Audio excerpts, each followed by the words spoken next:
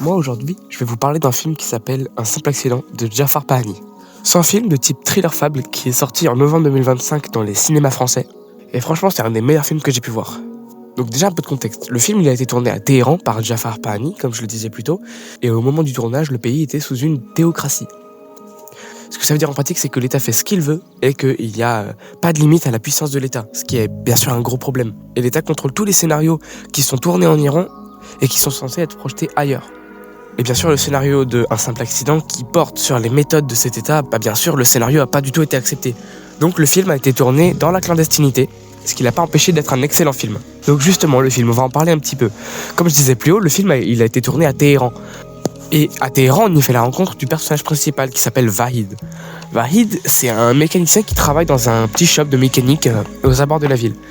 Et un jour, dans son magasin, il va entendre un pas très particulier. Il va entendre le pas de son bourreau, de la personne qui l'a torturé, car cette personne a une jambe en bois, donc elle a un pas très reconnaissable.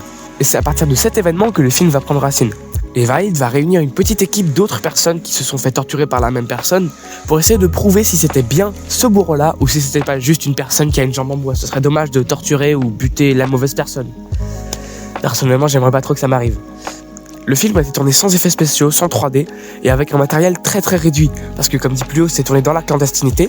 Donc Jafar Pahani n'avait pas les ressources et la possibilité tout simplement de transporter une grande quantité de matériel avec lui quand il va faire des tournages. Donc ça a été tourné principalement sur de la focale 35 mm, c'est-à-dire ce qui est estimé être la focale de l'œil humain. C'est très proche en fait de la manière dont les humains voient le monde. Donc dans les scènes qui sont tournées à hauteur de tête, on a vraiment une impression d'être avec les personnages. C'est quand même très bien fait dans le sens où avec très peu de matériel, ils ont réussi à donner un effet vraiment très vivant qu'on trouve pas dans les films avec des effets spéciaux, de la 3D, etc. C'est vraiment très spécial. Et bien sûr, on peut pas filmer n'importe qui. Les acteurs qui ont joué les personnages, ils sont brillants. Ils ont un jeu d'acteur que je trouve vraiment excellent. Ils communiquent une finesse des émotions que je trouvais vraiment remarquable. Surtout dans la scène de fin que je vous invite vraiment à aller voir parce qu'elle est vraiment exceptionnelle. Et à mon goût, c'est une des meilleures scènes du film. C'est le déchaînement des émotions, c'est vraiment spécial. Et les acteurs ont vraiment accentué ce côté-là. Et je trouve ça absolument incroyable. La manière dont ils ont véhiculé l'émotion, elle est vraiment spéciale quand même. Mais bon, malgré le fait que le film est complètement à cheval sur la légalité, voire la clandestinité, ça ne l'a pas empêché de gagner la Palme d'Or au Festival de Cannes 2026. Ça ne l'a pas non plus empêché de gagner le prix du meilleur film international aux Oscars 2026.